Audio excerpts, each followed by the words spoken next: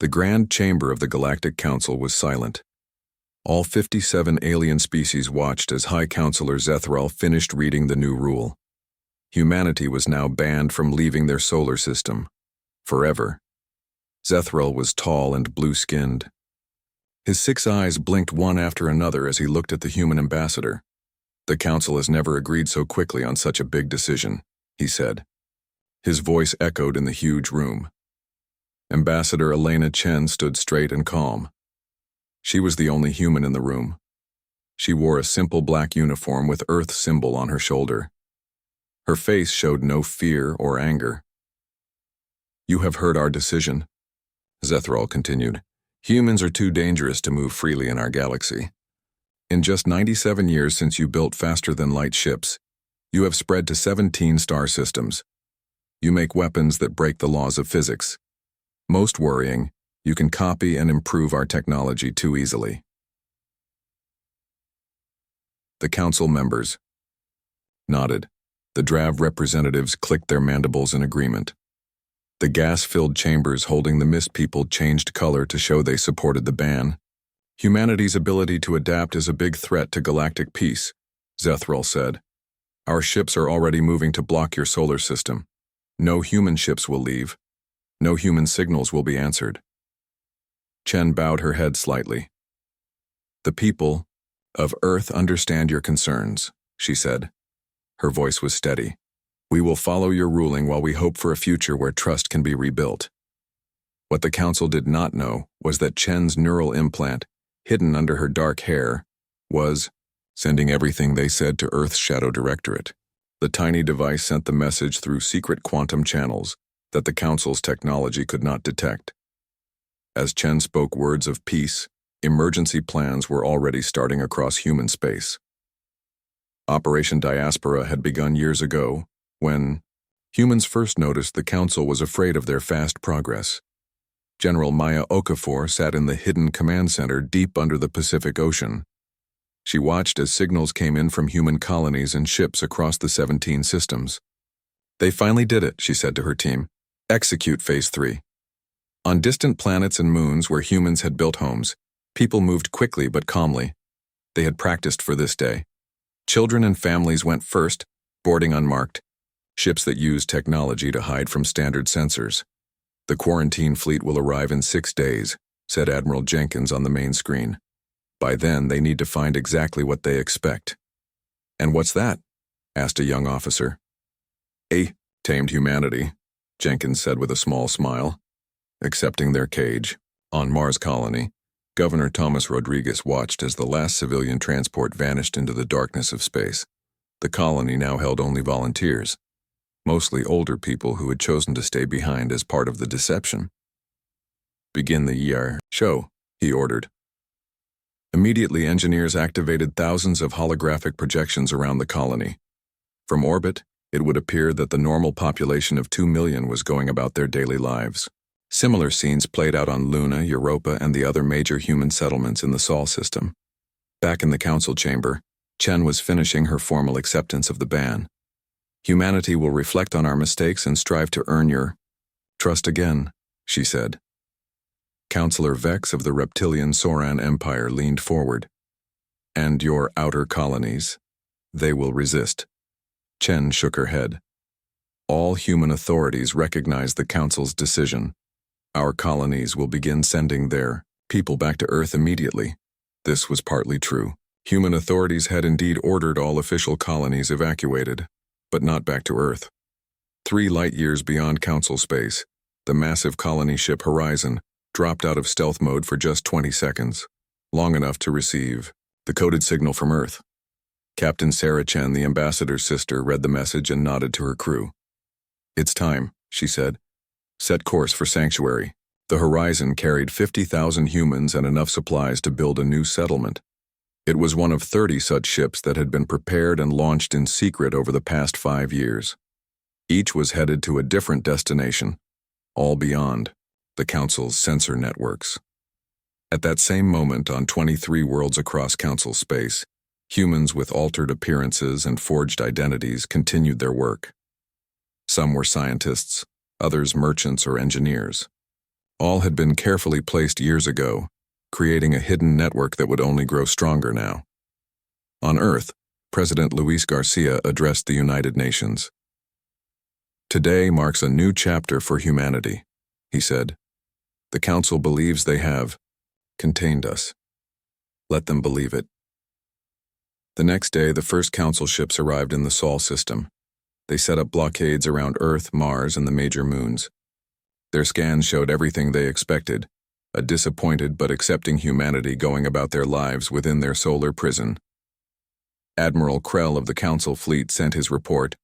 Humans appear to be complying fully with the ban. Their military ships have returned to Earth orbit. Their colonies show normal population levels and activities. In his private chambers, High Counselor Zethral read the report with relief.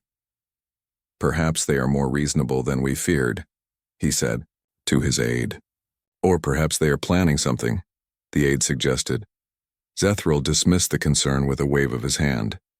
"Their technology is impressive but still far behind ours. Their ships can't hide from our sensors. Their weapons can't defeat our defenses. The danger has been contained." But deep in the unexplored regions of the Cygnus Arm, the colony ship Horizon and its sister vessels were already preparing landing sites on worlds the Council had never surveyed. And in the heart of Council space, on the banking world of Zentrix, Prime, a human agent who appeared to all sensors as a member of the Volus species, transferred massive amounts of data through secure channels. The seeds of human influence were already planted throughout the galaxy. The Council had banned humanity from the stars, but it was already too late. 3 months had passed since the Council banned humanity from space travel. The galaxy seemed peaceful again. Council reports showed humans living quietly in their solar system, accepting their fate. Counselor Thrix of the Ardani Collective was not convinced. The Ardani were insect-like beings with 4 arms and remarkable memory. Thrix remembered how quickly humans had spread before the ban. Such a determined species would not give up so easily. "I will see for myself," he told his aides as he boarded his ship. "We will inspect the mining operation on Drakel 9. Drakel 9 was a small moon in the Cygnus arm of the galaxy. It was far from human space.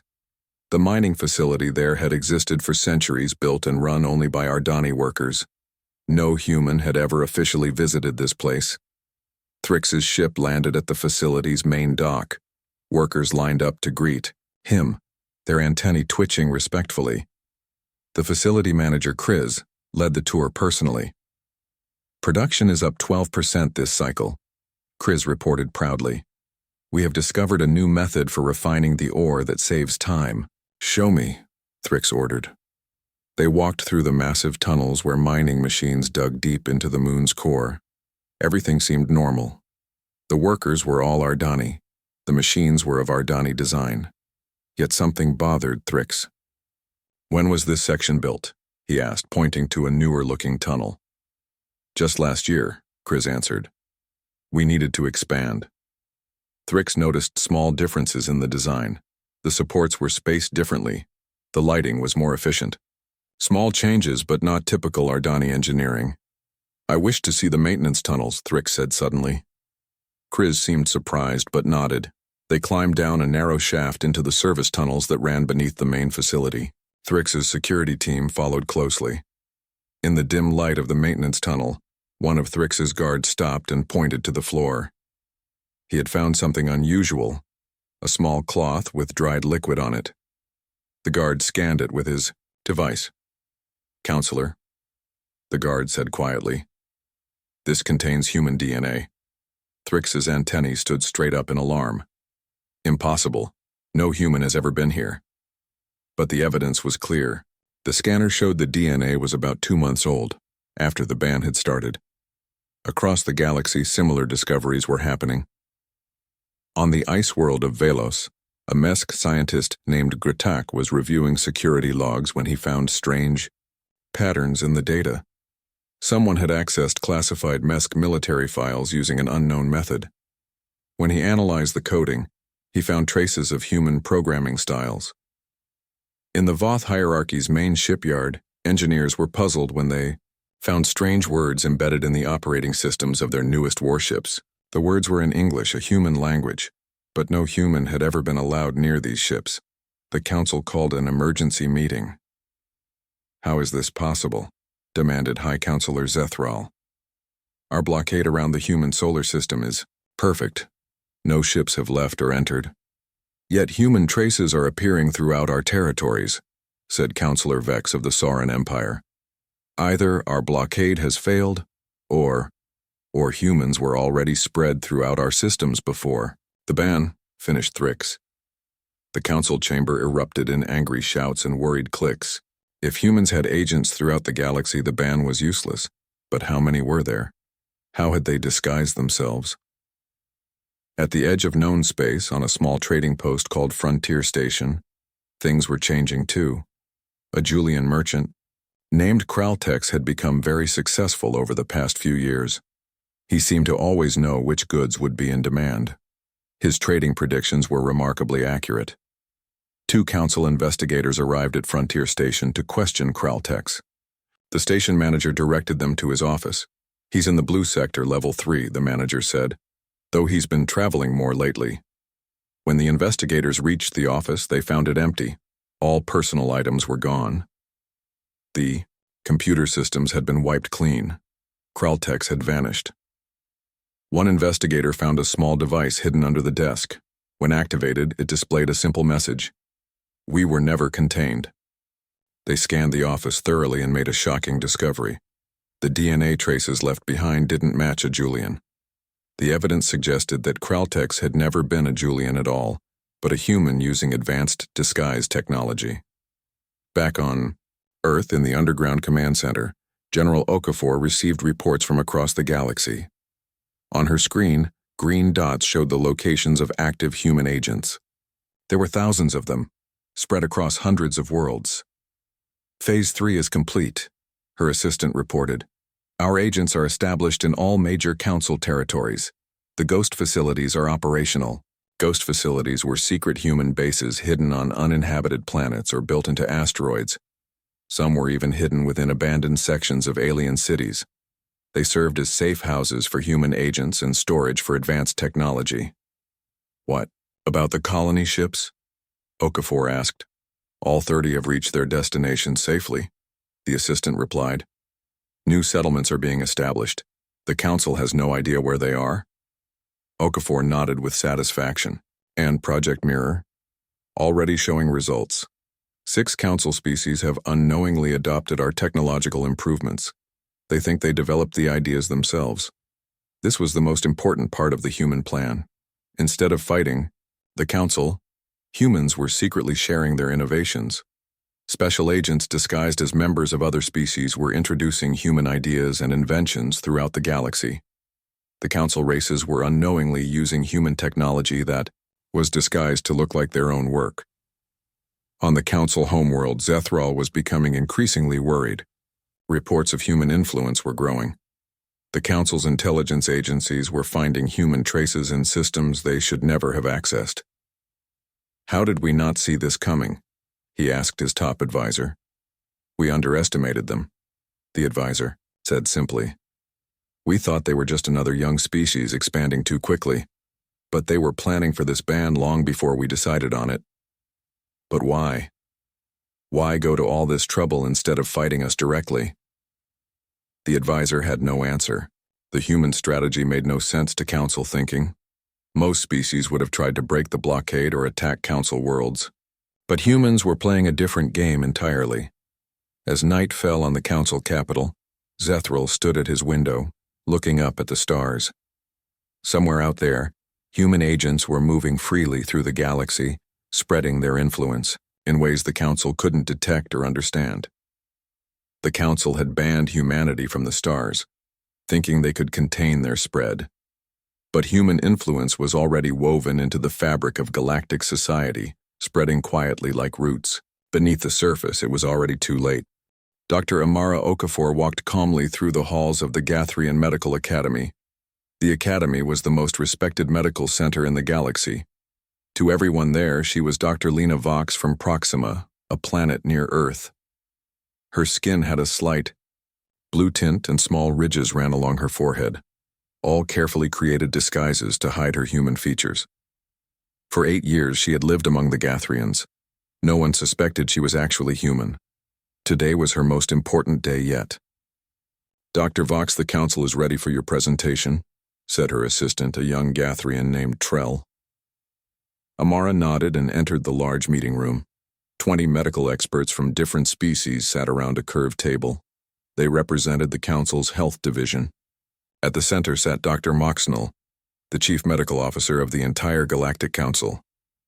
"Dr. Vox, we understand you have developed a cure for the Xeris plague?" Moxnell asked.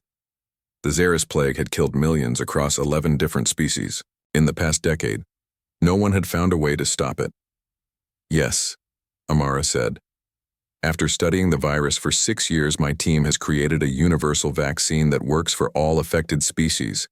She activated the display screen, showing the molecular structure of her vaccine. What the council experts didn't know was that the breakthrough came from human medical research developed on Earth years before the ban. The Shadow Directorate had given her this technology when she first took on her disguise as Dr. Vox. "Remarkable," whispered one of the experts. "The approach is unlike anything in our medical literature." "I was inspired by studying multiple immune systems," Amara explained. "Sometimes a fresh perspective helps."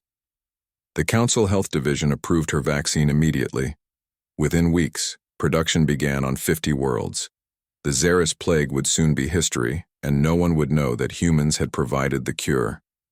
Amara's work was not unique. Across the galaxy, disguised humans were quietly introducing advanced technology and solutions to major problems. On Boros Prime, an agricultural world that had suffered years of crop failures, a Borosian scientist named Kelv, actually a human agent named David Chen, had introduced new farming methods that doubled food production. The Borosians thought they had developed these methods themselves through Kelv's subtle guidance. In the hegemon homeworld's unstable moon system, gravitational experts solved a century-old problem that had threatened the planet with meteor strikes. The team leader, while appearing to be a hegemon, was actually a human physicist who had brought Earth technology disguised as a new discovery. Even the Tealric's Confederacy, one of the strongest supporters of the human ban, was unknowingly using human-developed quantum communication systems. They believed they had created the technology themselves, unaware that key ideas had been subtly introduced by infiltrators. On Earth, in the headquarters of the Shadow Directorate, General Okafor reviewed progress reports from across the galaxy. "We now have 2,741 active agents in key positions," her deputy reported. "They have introduced 189 major technological improvements, all disguised to appear as natural developments by the host species." "Any problems?" Okafor asked. 3 agents were almost discovered last month. They activated their emergency protocols and relocated successfully. Okafor nodded. The strategy was working better than they had hoped. Instead of fighting the Council's ban, humans were making it meaningless by spreading their influence quietly throughout galactic society. "And what do our agents report about attitudes toward humans?" she asked. "Mixed results," said the deputy. "The public on most worlds still accepts the Council's view that humans are dangerous. But among scientists and leaders who have benefited from our hidden technologies, there's growing doubt about whether the ban was necessary. This was also part of the plan. Humans didn't just want to spread their technology. They wanted to change how the galaxy viewed them." Meanwhile, the Council's Intelligence Directorate was finally connecting the dots. In a secret meeting, Director Zalk presented his findings to High Counselor Zethral. "We've identified a pattern," Zalk said, showing a star map with red dots marking locations of suspected human activity. "These technological breakthroughs in different fields all show similar thinking patterns that match human approaches." "Are you suggesting all these advances are coming from human agents?" Zethral asked in disbelief. "We believe so. But there's something else even more concerning." Zalk hesitated. "Many of these human-influenced technologies have saved billions of lives or prevented major disasters." He showed images of the Xeris plague vaccine, the Boros Prime agricultural revolution, and dozen other examples. "The narrative we've created about humans being dangerous expansionists is becoming harder to maintain," when their hidden influence has mostly been beneficial. Zethral stared at the evidence. This was not what the Council had expected when they banned humanity. Why? He finally asked. Why would they help the very civilizations that imprisoned them in their home system? We don't know, Zalk admitted. Their strategy makes no sense by conventional standards. Most species would have tried to fight or escape the ban. Humans are playing a longer game that we don't understand. On the human colony ship Horizon, now established on a planet they named New Terra far beyond Council space, Captain Sarah Chen received reports from her brother, who worked as a trader in Council space while hiding his human identity. The medical technology has been successfully introduced on 17 worlds, he reported via secure quantum channel. No one suspects the source. Good, Sarah replied. And what about public opinion? Slowly changing. The Xeris vaccine has made the biggest impact. It's hard to keep hating humans when many believe we're safely contained while their lives are improving, thanks to technologies they think they developed themselves. This was the true genius of humanity's response to the ban. They weren't fighting the Council. They were slowly transforming the galaxy through a silent revolution of ideas and innovations. Each improvement credited to another species created goodwill that would eventually benefit humanity. As Dr. Amara Okafor walked home from the Gathrian Medical Academy, she passed a public view screen showing news of her vaccine being distributed to affected worlds. Millions would live because of her work. She smiled slightly, thinking of the message she would send to Earth tonight. The seeds have been planted. The galaxy is changing, one idea at a time. The Council had banned humanity from the stars, believing they had contained the threat. But humanity's greatest strength wasn't their ships or weapons, it was their ideas. And ideas could never be truly contained. It was already too late. 3 years had passed since the Council banned humanity. The galaxy had settled into a new normal. The quarantine fleet still surrounded the Sol system, and official reports showed humans living peacefully within their solar prison. But behind the scenes, things were changing faster than anyone realized. On the trading hub world of Nexus Prime, the ancient Emirian Nexus suddenly failed. The Nexus was an artificial intelligence system created thousands of years ago by a long-vanished species. For millennia, it had regulated transit and commerce for a quarter of the galaxy. When it collapsed without warning, panic spread across hundreds of worlds. Ships were stranded in space. Food shipments couldn't reach their destinations. Communication systems failed. "This is a disaster," shouted Councillor Vex during an emergency council meeting. The Nexus controlled everything in that sector. Without it, billions will suffer. High Councillor Zethra looked grim. Our experts say it will take years to build a replacement system. As the Council argued about what to do, something unexpected happened. Across the affected region, backup systems began to activate. Old networks that no one knew existed suddenly came online. Within days, most critical services were running again. Council investigators rushed to understand what had happened. On the planet Keldar, home to the main Nexus control center, Inspector Trom found strange energy signatures and unfamiliar technology. "This is impossible," Trom reported back to the Council. "The backup systems show signs of recent activation, but they're built using technology that predates modern galactic civilization by thousands of years." Even more puzzling, the new systems showed unmistakable signs of human engineering principles, but they were integrated with ancient technology that existed long before humans even discovered fire on Earth.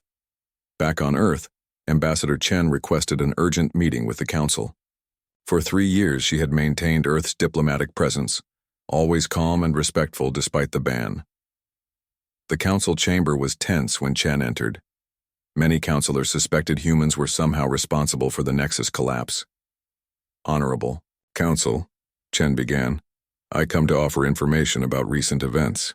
"Do you claim responsibility for the Nexus failure?" demanded Councillor Vex. "No," Chen replied. "The Nexus was failing naturally after thousands of years of operation, but I can explain the backup systems that saved your worlds from disaster." Chamber went silent. Chen activated a small device that projected images into the air. Humanity has kept a secret since we first ventured to the stars, she said. We discovered something unique about ourselves. The images showed human brain patterns next to strange energy signatures that matched the ancient technology, now running the backup systems. Humans possess a unique neurological pattern that allows us to interface with technology left by the precursors, the species you call the ancients who vanished from our galaxy long ago. Shocked whispers filled the chamber. The precursors were a legendary species that had achieved incredible technological advancement before mysteriously disappearing. Most considered them just myths or exaggerations. This special brain pattern was previously dismissed by your scientists as evolutionary noise, Chen continued. But it allows us to activate and control precursor technology in ways no other species can. This is why humanity advanced so quickly after achieving space travel. We were not just developing our own technology, we were reactivating dormant precursor systems we found throughout our explorations. Zethral leaned forward. Are you saying the backup systems that just saved a quarter of our galaxy are precursor technology activated by humans? Yes, Chen answered simply. When we realized the Nexus was failing, our hidden agents activated the dormant precursor backup network. The implications were enormous. If humans could control precursor technology, they possessed power far beyond what the Council had imagined. Why are you telling us this now? Asked Thrix, the Ardani counselor. Because this is just the beginning, Chen said. Precursor installations exist throughout the galaxy. They form an interconnected network that spans all known space and beyond. Humanity is uniquely equipped to restore and operate this network for the benefit of all species. As Chen spoke, reports flooded in from across the galaxy. On 50 different worlds, strange structures that had been considered ancient ruins or natural formations were suddenly activating. Each one showed the same energy signature as the backup systems that had replaced the Nexus. On the desert world of Talos III, a massive structure that locals had thought was just a mountain suddenly opened, revealing a precursor installation that had been dormant for millennia. A small team of disguised humans, working with local scientists, had activated it using their unique neural patterns. The installation contained technology that could create water from the atmosphere, potentially transforming the desert planet into a garden world. Similar discoveries were happening everywhere. Each activation revealed more of the vast precursor network that spanned the entire galaxy, a network only humans could fully access and control. In the council chamber, the evidence was undeniable. Humanity wasn't just another young species recklessly expanding. They possessed a unique connection to the most advanced technology the galaxy had ever known. You banned us because you feared what we might become, Chen told the stunned counselors. But in doing so, you forced us to reveal our true potential sooner than we planned. We had hoped to introduce this knowledge gradually, to avoid exactly the fear you're feeling now. Counselor Thrix's antennae trembled as he processed this new information. Your agents throughout our territories, they weren't just spreading human technology. They were finding and preparing precursor sites for activation. Yes, Chen confirmed. Operation Diaspora wasn't just about preserving human presence in the galaxy. It was about mapping and accessing the precursor network. High Counselor Zethral stood, his expression troubled. The question remains, why? Why share this power instead of using it against us after we banned your kind? Chen's answer was simple. Because the precursors didn't build this network to dominate. They built it to connect and protect, and humanity has chosen to follow their example. As the council meeting continued, more activations were reported across the galaxy, each one bringing new wonders and solutions to problems that had troubled various species for centuries. The council had banned humanity, believing they were containing a dangerous, expanding power. Instead, they had forced humanity to reveal their greatest secret, a unique connection to the most advanced species the galaxy had ever known, and the ability to restore wonders long thought lost to time. It was already too late to contain what humanity had unleashed. Not conquest, but connection to a forgotten golden age. The galaxy was changing. In the weeks following Ambassador Chen's revelation about the precursors, Stunning reports arrived daily. Strange energy signatures appeared near the galactic core. Gravitational readings showed unusual patterns along ancient, forgotten space lanes. Many council members feared humans were activating these precursor systems as weapons for revenge. Emergency sessions were called, military fleets were put on high alert. We must strike now before they gain full control of this precursor network, Councillor Vex demanded. The Saurian's scales flashed red with anger as he pounded his fist on the table. And risk destroying technology that could advance our civilization by thousands of years, countered Thrix of the Ardani. We should negotiate. The council was splitting apart over how to respond. The older, more powerful species wanted to crush the human threat immediately. Younger species were fascinated by the possibilities of the precursor technology and wanted to work with humans. Far from these political battles, Captain Lena Shaw guided her ship through the dangerous radiation near the galactic core. The Prometheus was a human stealth vessel, designed to be invisible to standard sensors. Its crew was unusual: 15 humans and 10 alien defectors who believed working with humanity was the galaxy's best hope. Approaching target coordinates, reported Sora, a young navigator from Earth. Energy readings are off the charts, added Krell, an engineer from the Voth species who had chosen to join the humans. Through the view screen they saw it, a massive structure spanning 3-star systems. It glowed with blue-white energy that flowed along pathways connecting planets, asteroids, and artificial platforms. Nexus Prime, Lena whispered. The central hub of the precursor network. For 3 years, disguised human agents had pieced together ancient maps and records, finding fragments of precursor data in forgotten archives across the galaxy. All pointed to this place, the heart of the most advanced civilization the galaxy had ever known. As the Prometheus approached, huge doors opened on the central structure. It was as if the facility recognized them. It's responding to our presence, said Dr. Reyes, the mission's lead scientist. Just as the ambassador told the council, the precursors designed their technology to respond to human neural patterns. The ship landed inside a vast docking bay. The team put on environmental suits and entered the facility. The air was breathable but had been still for millions of years. They walked through corridors that lit up as they approached. Strange symbols glowed on the walls. For humans with neural implants, these symbols somehow made sense, as if the precursors had designed their writing to be understood by human brains. Finally, they reached the central chamber. A globe of swirling energy floated above a platform. When Lena stepped forward, the globe expanded, showing a 3-dimensional map of the entire galaxy and beyond. It's some kind of monitoring station, Dr. Reyes said as she studied the controls. It's been watching something for millions of years. The map zoomed out, showing the space between galaxies. A strange wave of darkness moved slowly but steadily toward the Milky Way. What is that? Asked Krell, the Voth engineer. Dr. Reyes's face grew pale as she read the precursor data. It's called the Void, some kind of entropic energy wave that destroys everything it touches. According to these records, it wiped out the precursors' colonies in other galaxies. They built this network as a defense system before what? Lena asked. Before they transcended physical form, Reyes finished.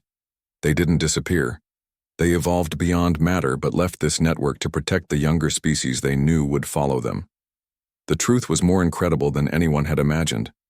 The precursors hadn't vanished through disaster or war. They had evolved to a higher state of existence. But before leaving, they had created a vast defense network against the approaching threat and embedded genetic markers in promising species that might one day complete their work. The human neural pattern.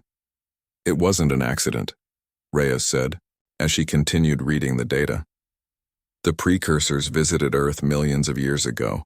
They modified early human ancestors, creating a species that could one day access and control their technology. The team sent this information back to Earth and to friendly council members. Within days, the news spread throughout the galaxy. The council chamber was in chaos as species argued about what this meant. Some refused to believe it.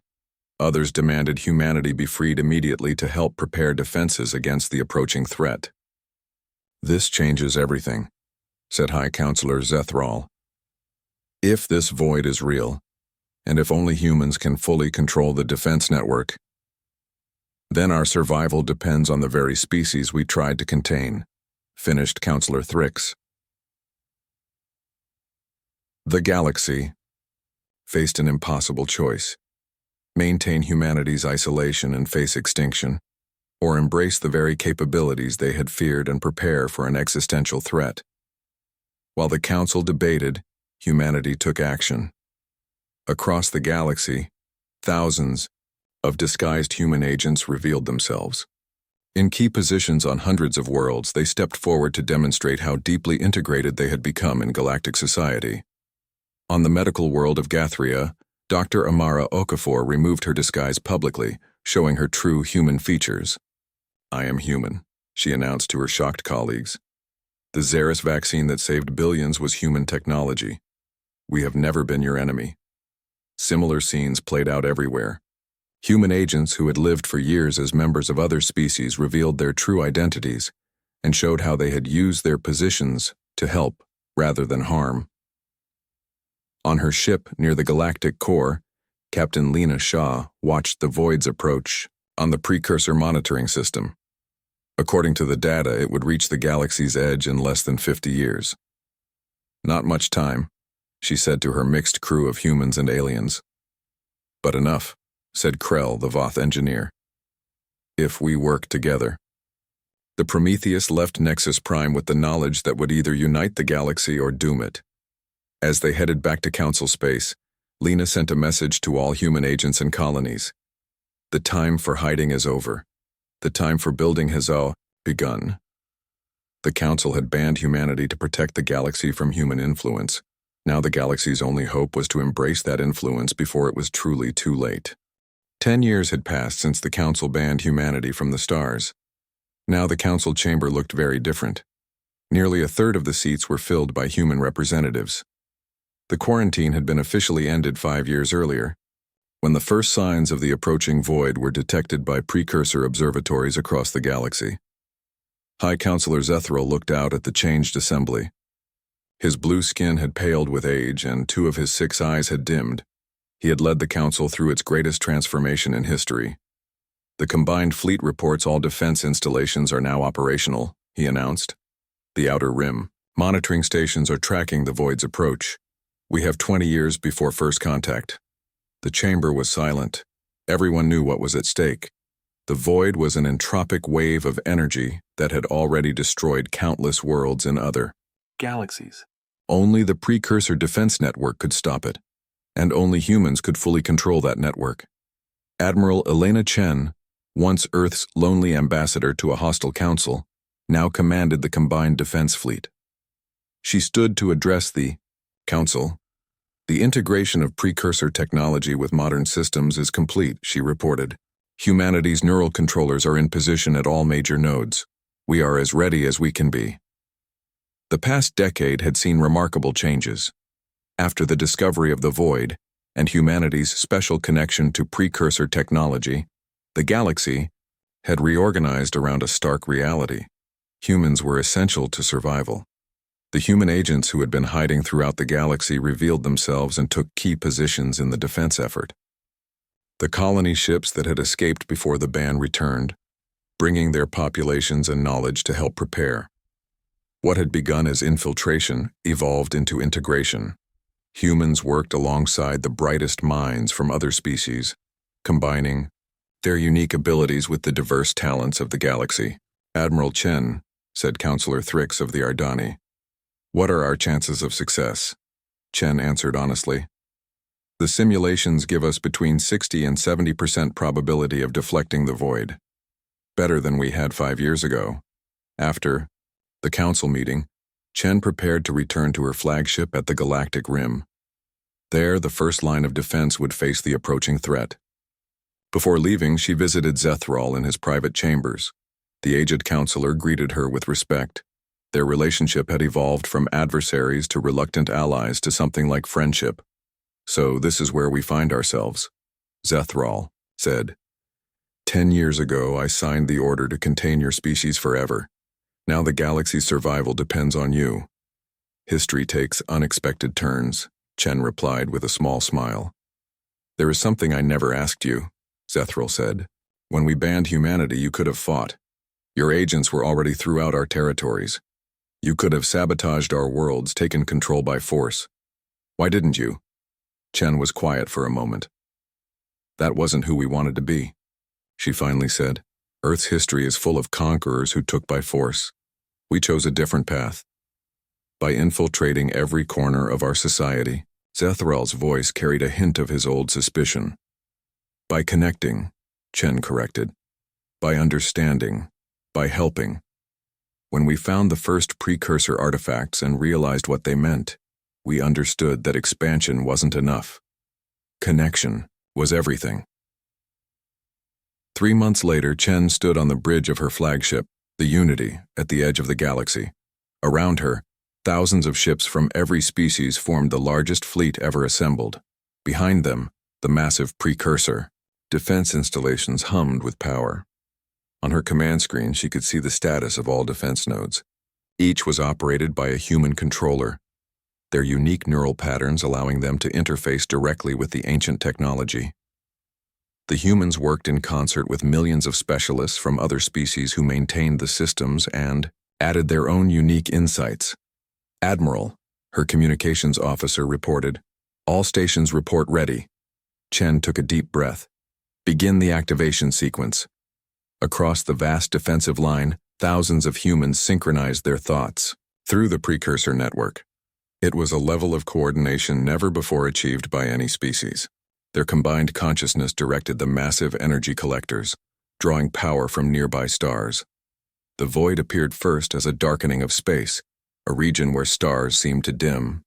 As it approached, sensors showed its true nature, a wave of energy that unraveled the basic forces holding matter together. "All ships maintain position," Chen ordered. "Defense grid to full power on my mark." When the void reached the outer sensors, she gave the command. Across the defensive line, the precursor installations fired in perfect synchronization. A galaxy-spanning shield of energy formed, meeting the approaching wave. For 3 days, the battle between energies continued. The shield held, but sensors showed it weakening in sections. Emergency teams rushed to reinforce failing nodes. On the Unity's bridge, Chen hadn't slept since the confrontation began. Reports from across the defensive line showed both victories and failures. Some systems were lost as the void broke through briefly before being contained again. "Admiral," her science officer reported, "something is happening to the void energy where it contacts our shields. It's changing." The sensors showed something incredible. Where the precursor defenses met the void, the destructive energy was being transformed. Instead of unraveling matter, it was being converted into a stable, usable form. The precursors didn't just build a shield, Chen realized. They built a conversion system. They didn't want to just block the void. They wanted to transform it. When the battle finally ended, the defensive line had held. The converted energy was now flowing through the precursor network, powering systems that had been dormant for millennia. New worlds were being reformed from dead planets, ancient terraforming systems activated. In the aftermath, a new understanding spread through the galaxy. The precursors hadn't chosen humans randomly. They had seen in early humans a unique balance, the capacity for great creation alongside great destruction, the ability to fight fiercely but also to connect deeply. They had shaped humanity to be the key that would unlock their legacy when the time was right. 1 month after the battle, Chen addressed the council for the last time, before returning to the defensive line, where smaller waves of the void would continue to arrive for years. 10 years ago, you banned humanity from the stars because you feared what we might become, she told the assembled representatives. You tried to contain us because you saw only our capacity for expansion and conflict. But in forcing us to find new ways to survive, you helped us become something greater than we imagined. Not conquerors, but connectors. Not destroyers, but preservers. Across the chamber, representatives of 57 species, once fearful of humanity, now grateful allies, rose in respect. The Council had banned humanity, believing they were protecting the galaxy from a dangerous young species. Instead, they had set in motion events that transformed humanity from potential conquerors into reluctant guardians. Exactly what the galaxy needed most. It had indeed been too late to stop humanity's influence, but it had been just in time to save everyone. The end.